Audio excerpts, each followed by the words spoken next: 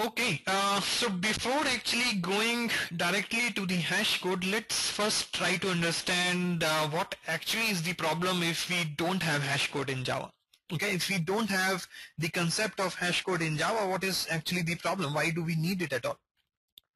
Okay, so you know that we have a collection framework in Java which has a lot of different classes corresponding to different data structures. One very important interface in that is basically a list interface, right?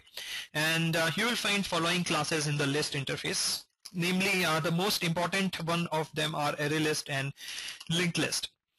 Now these are very good data structures, array list and linked list, but the problem with them is in lookups.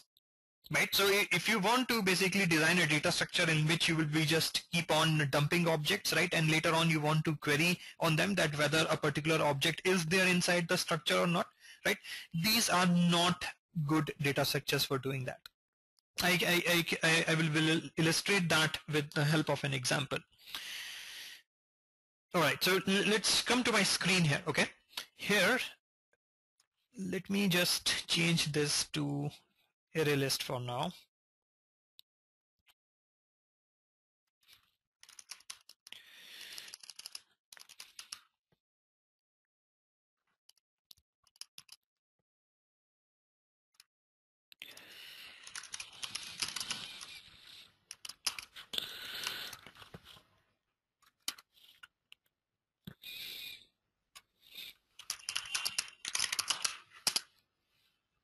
Okay, now anyways, we don't need this code. Actually, this is just for illustration purpose. What I want to show you is the definition of student class before I go ahead. So definition of student class is very simple. You can see there is a name instance variable inside it, and there is a standard instance variable. Standard also corresponds to basically class, right? In which class or in which standard a student is in. And what else we are having? We are having a constructor, which is okay, which is the standard constructor that is supposed to be there. Okay, this is wrong. This should be standard and not roll number. Let me correct that straight away. And okay, and then there is this. Oh, Santosh, my voice is not clear. Okay, can anyone else also confirm if my voice is not clear?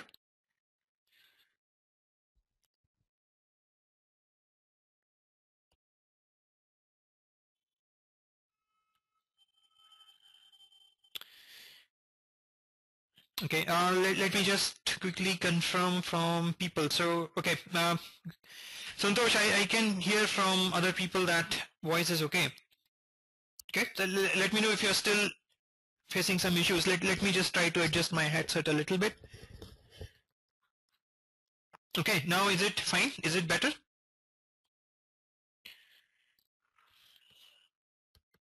Okay, great. All right. Do let me know whenever you see whenever you miss anything. I can understand that there can be some disturbances from the background that might be actually contributing to that. But anyways, yeah, do let me know whenever you miss anything. I will be readily open to repeat whatever I said. Okay. So anyways, I was showing you the definition of the equals class here. Okay.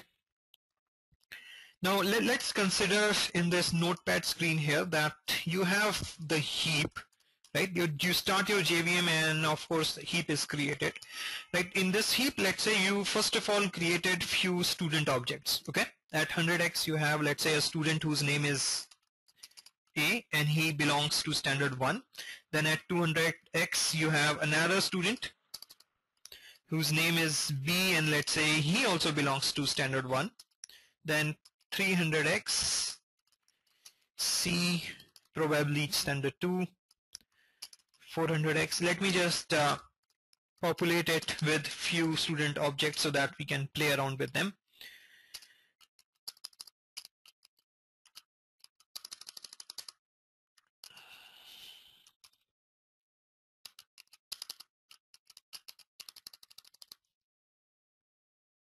Alright, so we have these 6 student objects as you can see. Okay, now let's imagine that you create an array list object. Okay, you create an array list. So an array list is created, let's say, at this some 700x location. So an array list object is created. Now I hope all of you might be already knowing that array list basically internally is a wrapper over a normal array, right? So array list is nothing but a wrapper over standard array in Java, right? The only thing is that array list can manage this array directly. You do not have to worry about it. So for example, whenever array list sees that this array is almost fully populated, it will basically create a new array inside it with a double capacity, right? So that as a user of array list, you will not need to worry about it, and you can add to it as many objects as you want. Okay, so it's kind of provides dynamic size array, you can say. Anyways, let's say you add these 6 student objects to this array. So what is going to happen? References to these 6 student objects is going to be stored here, right? So you can see that this is an array only, right, where I'm putting references. So it can be just like an array of student objects which is there. Now let's say at 800x location, what you do is you create another student object whose name is f, let's say, and standard is 3. Okay, now you say array list dot contains and you pass this object there. Okay, so you are now saying array list dot contains in your code. Array list, this whichever array list object you have created, you are calling contains method on it and passing this object as the parameter. So first question is, will the answer be true or will the answer be false? Let me know in case the question is not clear. You have already seen the definition of student class.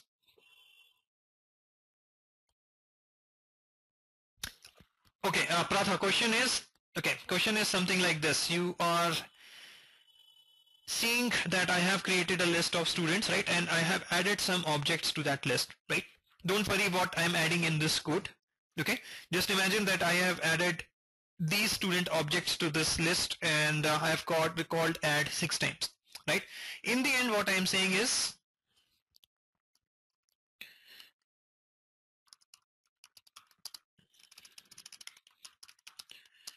student list dot contains. So contains method basically checks whether the object that you are passing in here is present inside the list or not, right? And here what I'm doing, I'm passing a reference of a particular student object whose name is f and standard is 3.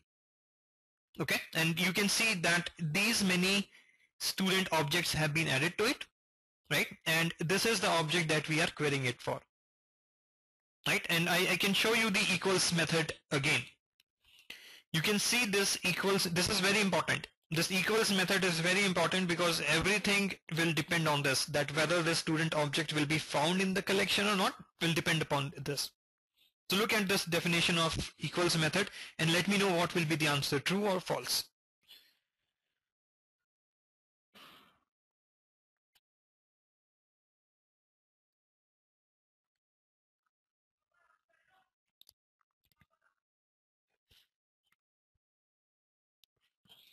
Right. So guys, answer will actually be true here. The reason is, even if you can see this object is at a different location, right? I am guessing that a few of you who are saying false would be saying it because this 800x reference is not there inside this array list, right? But that doesn't matter because as soon as you define the equals method, this is what array list will be actually calling. This is what it will be calling to determine whether two pair of objects are same or not. Right? It doesn't matter whether they are at different locations or not. Whatever checks you have done in this equals method will determine whether the two objects are equal or not. Whether they are located at different locations doesn't really matter. Okay? So in this case, you can see this equals method is very simple. It is checking if the two students are having the same standard and the same name. Right? So in which case you can see this, that this will be identical to this object that has been added to the array list, right? So answer should be true. Anyone not clear about this? That why the answer is true here? It's very important to understand this because otherwise whatever I will be mentioning after this will not make much sense. Is it true to everyone that the answer will be true here?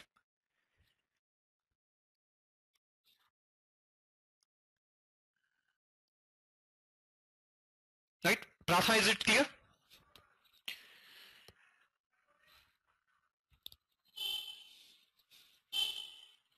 Okay, so my next question is, how many times the array list will need to call equals method to determine if this object is present inside it or not? So how many times will it need to do that?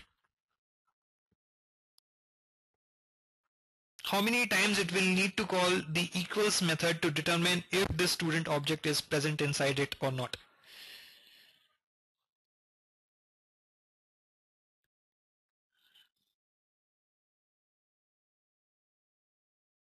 6 times, right?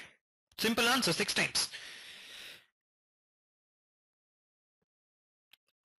You can see why, because what array list basically does is that array list basically does a linear search. So whenever you pass it anything which you want to search inside it for, it will do a linear search. It will start from here, the 0th index, and it will keep on calling equals method in the reference present at each index until it finds the answer as true. Of course, if it finds the answer, let's say true here, it will not do any checks further, right? So it will be basically a simple, very simple linear search. And you can see that in this case, it will basically find it at the end, right? So on an average, you can say that on an average, array list will basically do an n by 2 comparisons. N by 2 times it will have to call equals method, right? So it is very slow, because you can imagine if this array list size is huge, 10,000, 20,000 elements inside it, and if it keeps on calling equals method on each and every object every time you are trying to do a search, right, it is going to be very slow, right? So definitely not a good data structure if you want to do a lookup like this. If you have a requirement of lookup, you better not be using an array list, right? So what is the what you can actually use apart from array list, right?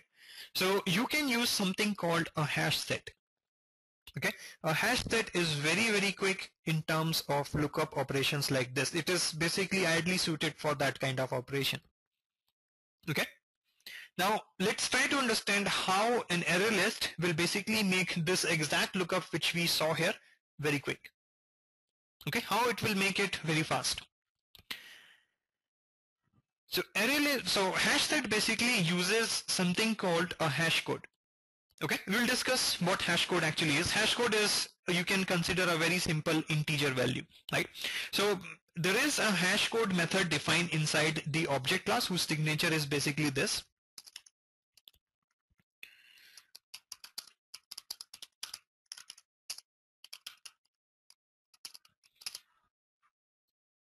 Okay, and you are free to override it if you want. Object class already has a default implementation of this method. We will discuss what that default implementation is and whether you should be actually using it, right? We will discuss that.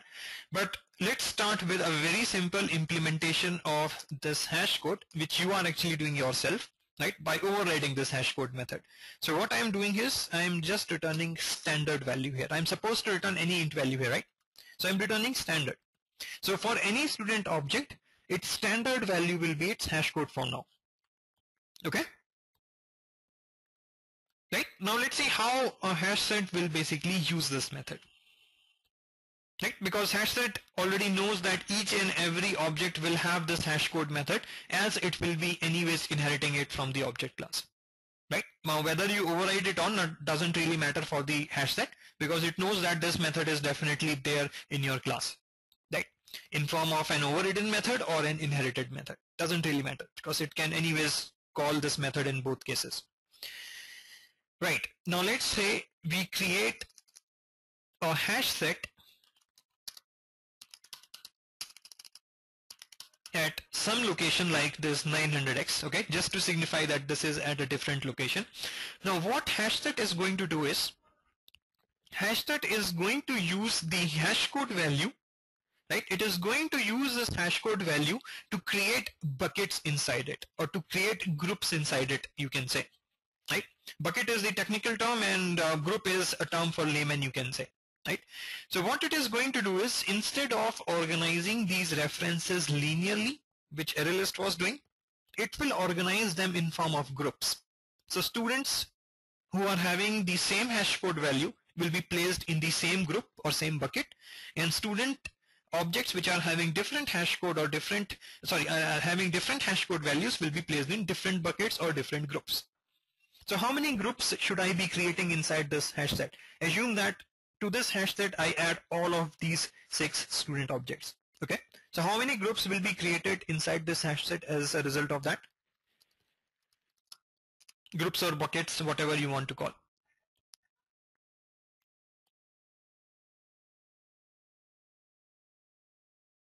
Great. Yes, 3 groups will be created, right? Because if you see these 6 student objects that we have created, they have 3 distinct standard values, right? 3 distinct standard values, and as of now we have the hash code value same as the standard value, so there will be 3 different hash code values, and hence 3 groups should be created inside it. So let's create those groups. So let's say our first group is GA, which is, let's say, corresponding to this hash code value of 1, right? So in this case our 100x object will be placed here, 200x reference also will be placed here. Then let's say another group is GB, which is corresponding to the hash code value of 2. So here we will have 300x and then 500x, and then we have GC, the last one, which is 400x and 600x.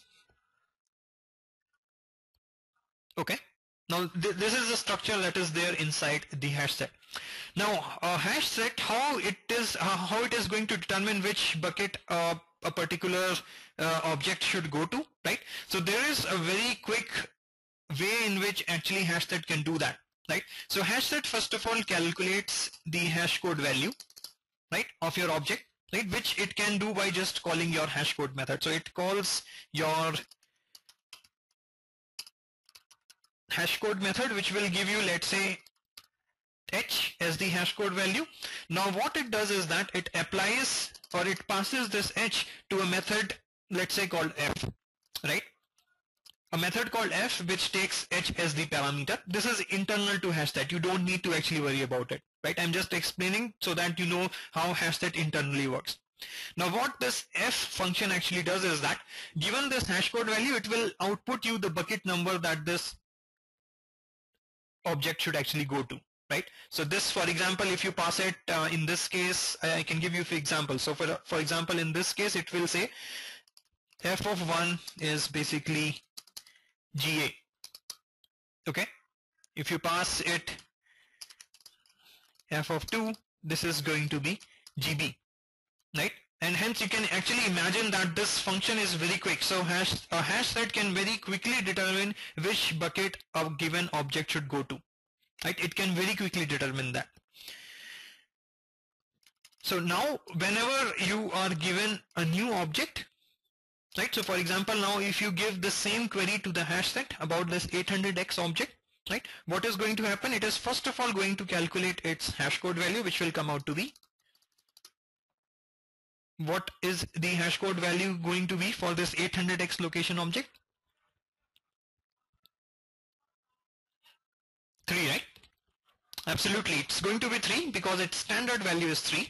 Now again, hashset will apply that function which I told you about, right? That f of f function, and it will pass this 3 value here, and it will immediately determine that this object, if present, it should be present in this GC group, because it knows that all the objects which are having the hash code value as 3 should be present in this GC group if they are present at all.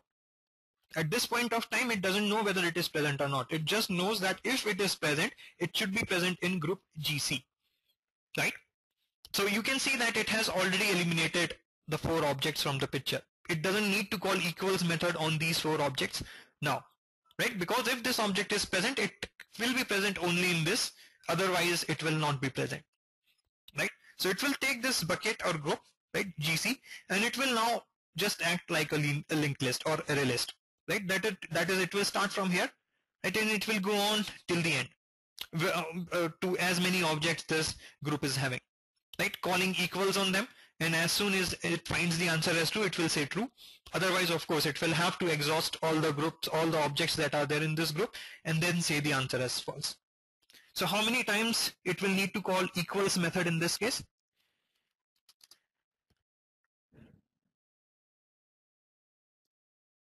Two, absolutely correct. It will now need to call the equals method just 2 times, and answer is going to be true, right? Now, okay, let me change the question slightly. Now let's say to this array list, what we do is we give this array list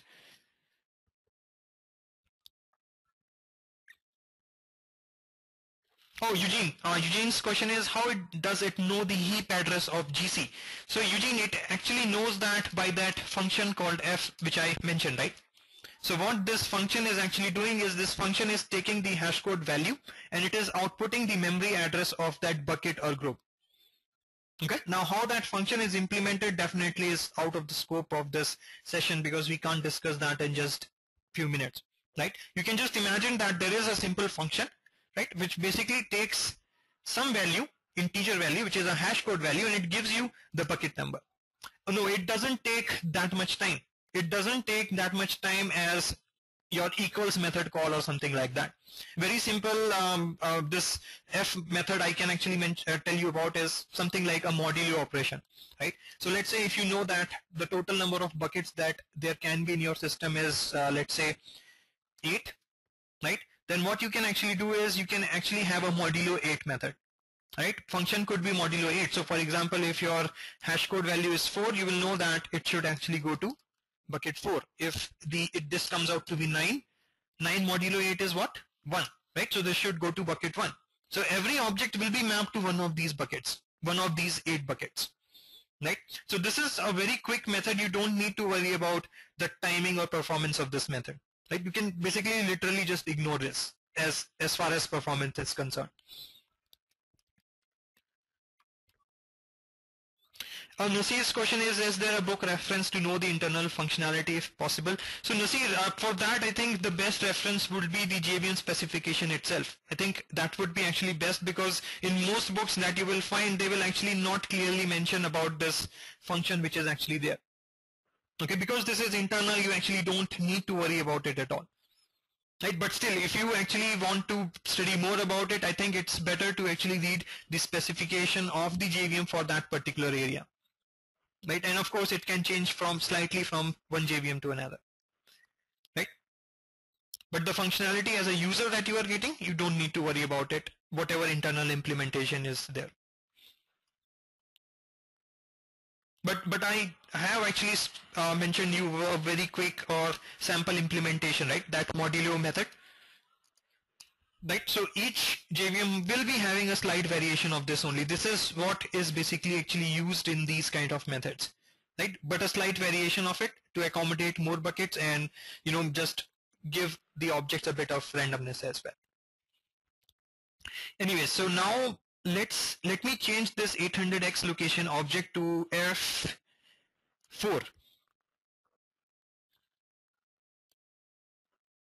Nicholas, I will be coming to that. Don't worry about it. Right now we have overridden the hash code method. In few minutes from now, we will actually just remove it and see what is the default implementation and how it is going to affect the scene here. Right? Don't worry about it for now. Okay, so here tell me, let's say if I change this to F4, right? And I ask this array list, same thing, whether this object is present inside it or not. So what will be its final answer and how many times it will need to call equals method? Okay, so you need to tell me two things. What is going to be the array list's final answer and how many times it will need to call equals method.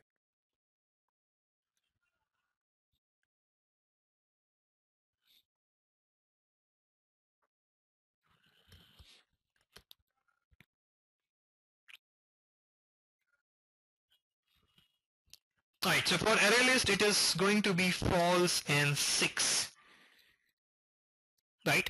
The reason is that array list will anyways need to iterate over all the objects inside it and then only it can say for sure that this object is not present inside it, and clearly you can see that this object is not present inside it, right? So it will need to call equals method 6 times. Correct? Alright, and now if we do the same thing for hash set, what is going to be your answer? How many times it will need to call equals method? Okay, I'm not asking for hash code method, because for hash code method it will need to do that just once. How many times it will need to call equals method?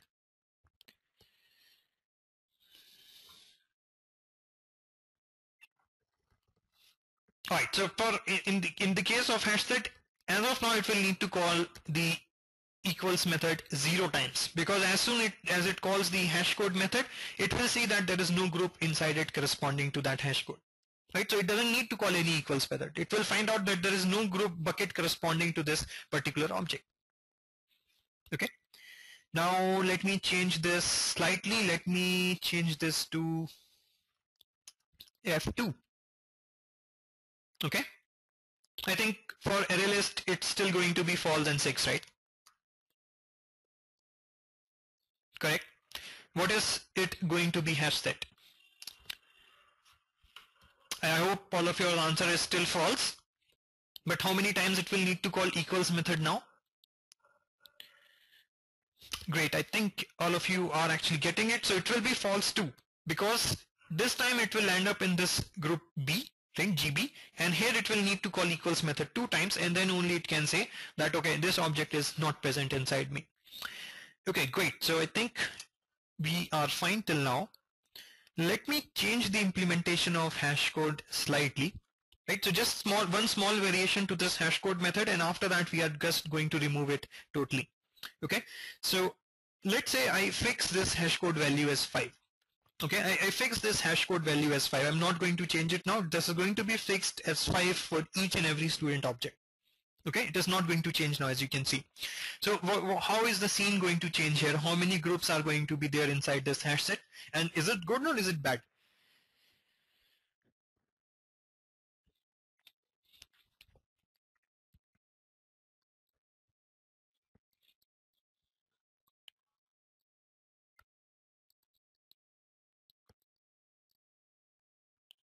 Great, I can see a lot of answers. So yes, there is going to be just one group now, because we have just one criteria to determine group, and that is the hash code value, which is fixed as 5.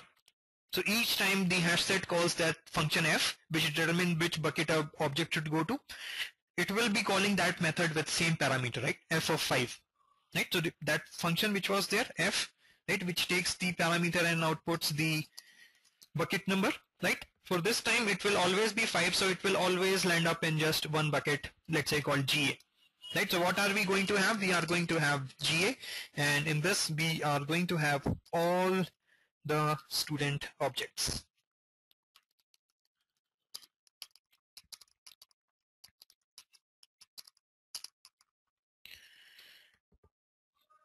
Okay, and Jessina has actually mentioned that the speed is going to be the same as array list, which is absolutely correct. So you can see this is actually reduced to an array list now, right? Array list was also storing all the references linearly. Hash set is also doing the same thing now, right? But still, answers you will get correct, right? So for example, if you ask it whether F3 is present or not, you will get the answer as true, right? If you ask it whether F1 is present or not, you will get the answer as false. Performance is bad, but still functionality is correct. Functionality wise, it is fine, but performance is bad, right? Everyone agrees? Any questions anybody is having so far?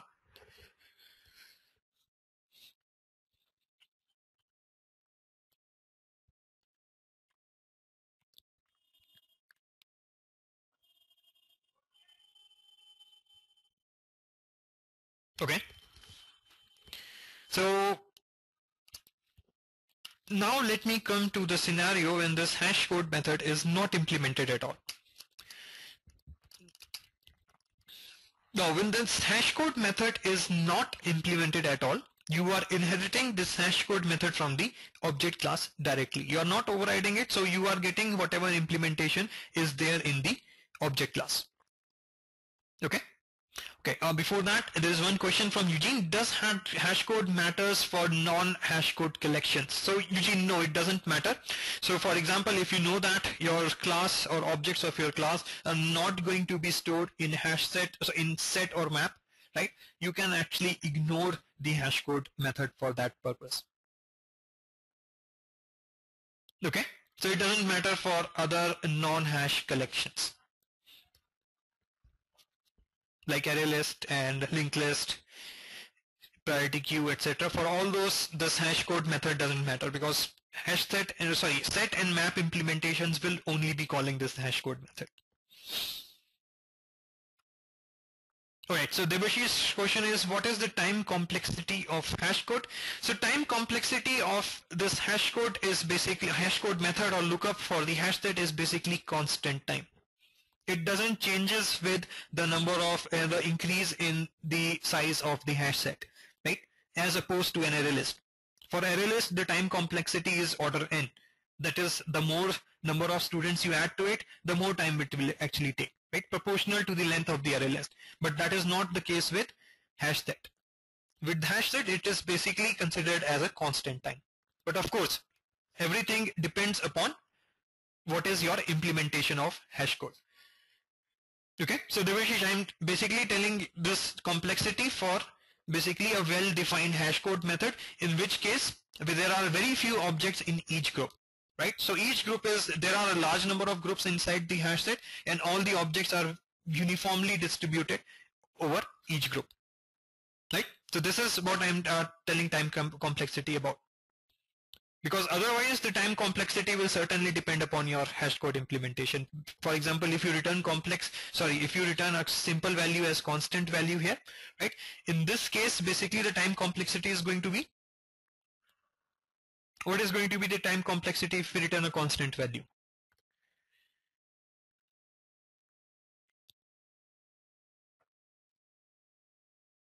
Right, it is going to be n, right? It is going to be n.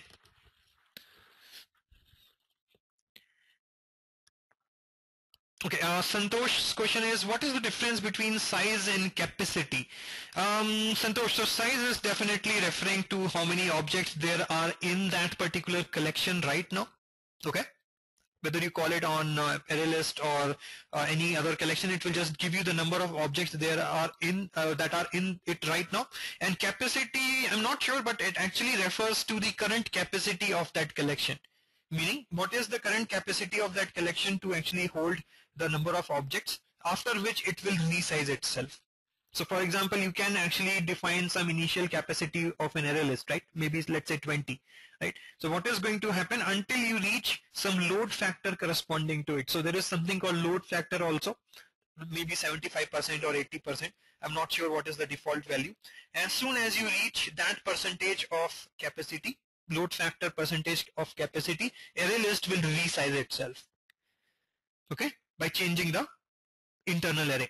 So that is basically the difference between capacity and size. Okay, I think I missed one question. Okay, Eugene's question is, where is the hash table in this context? So Eugene, hash table or hash map is basically, you can say, very similar to hash set. Okay, only difference is that you can see that in this hash set, when we created groups, let me just recreate the groups that we had originally. Okay,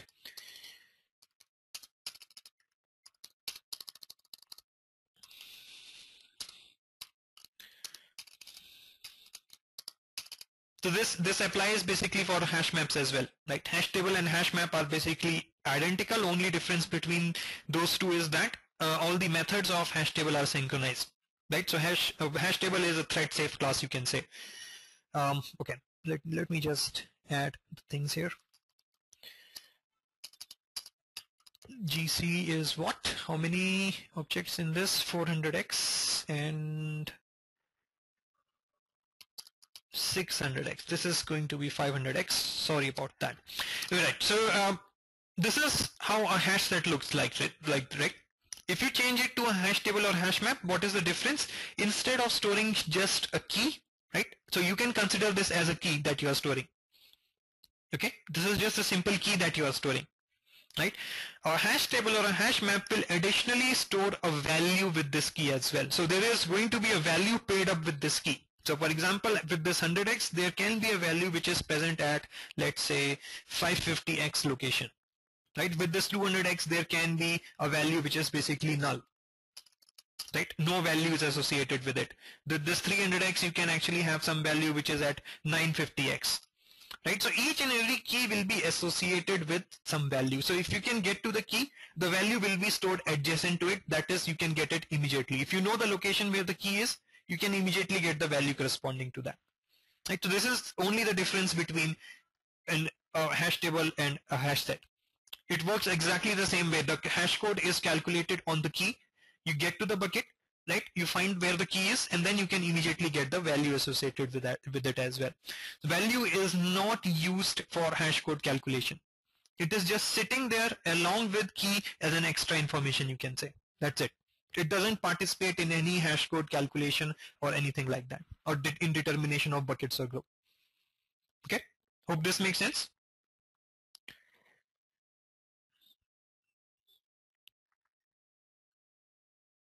Arun, values are basically just some things associated with the key, right? So you can consider, for example, that you are creating a frequency table, right? You want to determine temperature and on how many days that particular temperature was there in a month, right? So you will create a hash map in which the key will be temperature, right? And value will be, for example, the number of days, right?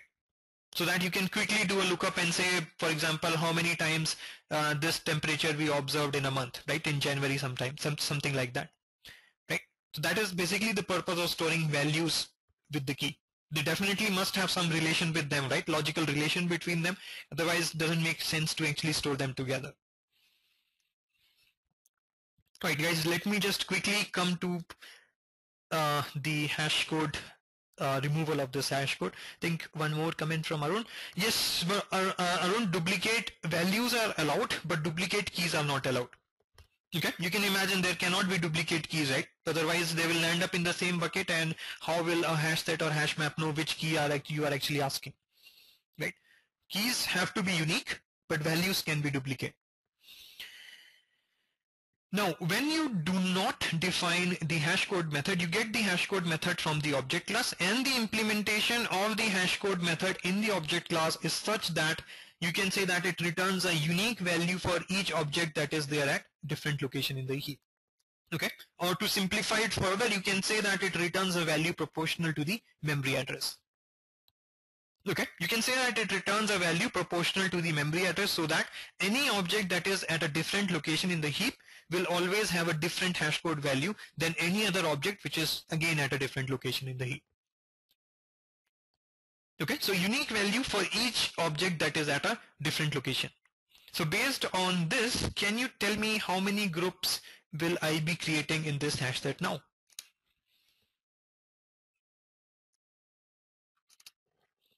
If I basically remove this hash code, how many groups will I be creating now? I should be creating 6, right? Because you can see I added these 6 student objects to this set, and all of these 6 student objects are at different location, right? So there are 6 different hash code values that you are having. So of course buckets will be created corresponding to each one of them, and each object will be placed in its own bucket. Now while I am just quickly creating this group and all here, think about it and let me know whether it is good or bad. It seems good, right? Because all the objects are in their own group, and this definitely seems to be an ideal scenario. Think about it again and let me know what you think about this. Is this a good structure, or is this something that you will want to have, or is it bad?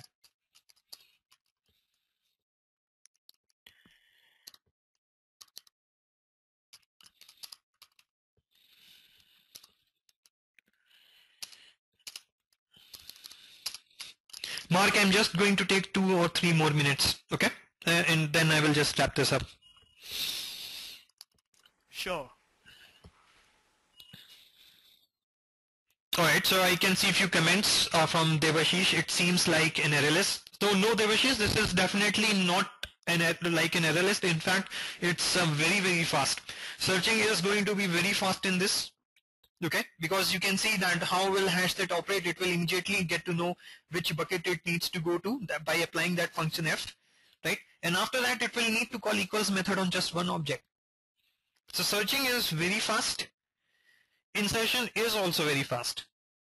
Memory wise also there is no cost, Eugene. You can imagine that memory wise also there is not that much cost, but there is some very fundamental problem with this approach here. Okay, again, performance is not bad. It is actually going to be very good performance. If you can achieve this kind of group structure with your own custom hash code method, it is going to be a great implementation. But this must be bad, right? There must be some flaw in here, because otherwise why will people ever actually want to do this, right? Why will people ever want to create a hash code method? All right, I think Nicholas, you actually got that correct. The reason is that you can see here that each new object will actually land up in a new bucket. So for example, if I give this hash set a query like whether this 800x location object is present inside it or not, what is going to be its answer? Is it going to be true or false?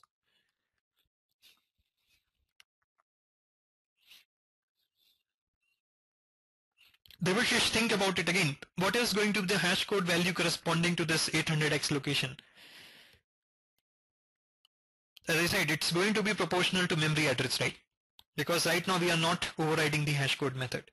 So in this case, what this hash set will determine is that there is no bucket corresponding to this object inside it, right? It will apply that function f and it will see that there is no group corresponding to this bucket, so corresponding to this reference inside it, because it is at a new location. Its hash code value is essentially 800x only, you can say. Right? So it is going to actually give you the answer as false. It is going to give you that answer very quickly, but it is going to be a wrong answer. This is not good, right? Because functionality wise it is not working as you expect. Performance doesn't matter at all in this case. Okay? I hope everyone is clear about this.